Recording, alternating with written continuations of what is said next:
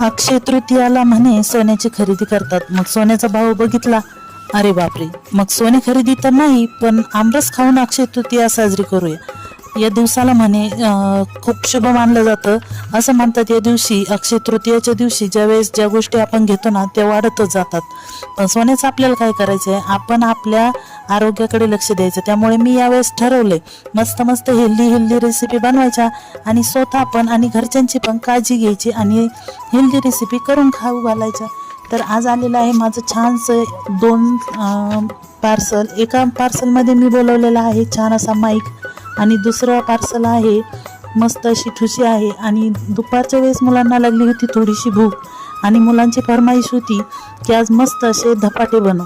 तर इथं ज्वारी आणि बेसन आणि गव्हाच्या पिठाचे मिक्स पिठाचे मस्त असे धपाटे बनवले. सगळ्यांनी मस्त एन्जॉय केले. खरं तर घाईगडबडीत केलेले पदार्थ फारच छान होतात.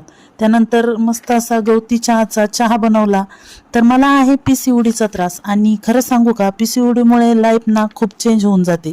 हार्मोनल इनबॅलन्स, फेशियल हेअर, तसेच वेट गेन आणि सगळ्यात जास्त स्ट्रेस देतात ते म्हणजे हेअरफॉल.